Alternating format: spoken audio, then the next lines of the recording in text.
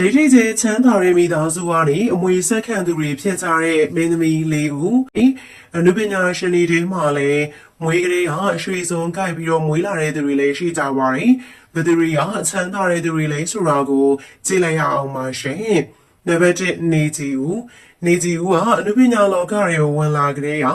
သူရန်ချမ်းသာရဲဆိုတာကိုအားလုံးသိအောင်အသိပေးထားတာပါ beauty blogger အဖြစ်ခြေချလာခဲ့တာဖြစ်ပြီးတော့နေကြီးဦးက makeup ဆိုလဲတကယ် branded တွေကိုသာလိမ့်ချတာဖြစ်ပါတယ်နေကြီးဦးရဲ့ဖခင်ကစေအရာရှိတူဖြစ်ပြီးတော့အရန်ကိုချမ်းသာတာဖြစ်ပါတယ်နေကြီးဦးအတွက်လိုလေသည်မရှိအောင်ထားပြီးတော့ညာအိတ်ဝတ်စုံကိုတောင်300ဝန်းကျင်ခဲ့တဲ့ဝတ်စုံမှာဝတ်တာဖြစ်ပါတယ်ဒါတည်းမကသေးပဲကမ္ဘာပေါ်မှာနာမည်ကြီးတဲ့ branded မျိုးစုံကိုနေကြီးဦးကမဝယ်နိုင်ဘူးဆိုတာမရှိပါဘူးကမ္ဘာကျော် brand ကိုတောင်သူကြောင့်နာမည်မကြီးစေစင်ဘူးလို့ထုတ်ပြောထားတဲ့သူပါလက်ထပ်ဝဲဆိုရင်လည်းနေကြီးဦးက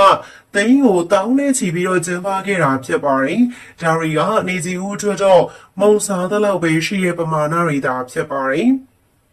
နံပါတ်1ပိုးမမီတာပိုးမမီတာကစစိုင်းခန့်လိုက်ရဲ့အလားကုန်ပစ္စည်းတွေကိုကြော်ညာပေးရင်ပရိသတ်တရားနေပြီးတော့သတိထားမိခဲ့ကြတာဖြစ်ပါတယ်ဈေးချောင်းသူလေးဖြစ်ပြီးတော့ရုံးရည်ချုံမောတဲ့ပိုးမမီတာရဲ့အလှထဲမှာအားလုံးကကြာဆင်းသွားခဲ့ကြတာဖြစ်ပါတယ်ပိုးမမီတာရုပ်ချုံရုံတယ်မကပဲတထေးသမီးတစ်ယောက်လည်းဖြစ်ပါတယ်သူမရဲ့မိဘတွေကတော်တော်လေးကိုချမ်းသာကြပြီးတော့မျိုးရိုးစင်ဆက်ချမ်းသာသူတွေဖြစ်ပါတယ်ပိုးမမီတာရဲ့မိဘတွေကနောက်ွယ်ကနေလိုအပ်သမျှအားလုံးကိုထောက်ပံ့ပေးကြတာပါဒါကြောင့်မို့လေပိုးမမီတာကရုပ်ရှင်ရရင်နဲ့ fashion ဆိုရင်လည်းတစ်ချက်မှမလျော့ခဲ့ပါဘူးပိုးမမီတာအကြောင်းတက်တဲ့အချိန်တုန်းကလည်း fashion တွေမိမိုက်ပြီးတော့ကျောင်းမှာနာမည်ကြီးသူဖြစ်ပါတယ်ရုပ်ရှင်စကားဆိုရင်လည်းကိုရိုင်းငွေထုတ်ပြီးတော့ရိုက်နေတဲ့အထီကိုချမ်းသာတာဖြစ်ပါတယ်စစိုင်းခန့်လိုက်တဲ့အရန်ကိုရင်းနေတဲ့အတွက်ရုပ်ရှင်တွေတကားပြီးတကားကျွဲဖက်ပြီးတော့ရိုက်ကူးနေရလည်းဖြစ်ပါတယ်နံပါတ်3နန်းဆန္ဒလာထုံနန်းဆန္ဒလာထုံကသူချမ်းသာတာအကြောင်းကိုသိပြီးတော့မကြွားတတ်တယ်လို့ branded မျိုးစုံကိုဝတ်ပြီးတော့ထုတ်ကြောတာမျိုးလည်းမရှိပါဘူးတကယ်တော့နန်းဆန္ဒလာထုံရဲ့မိသားစုတွေက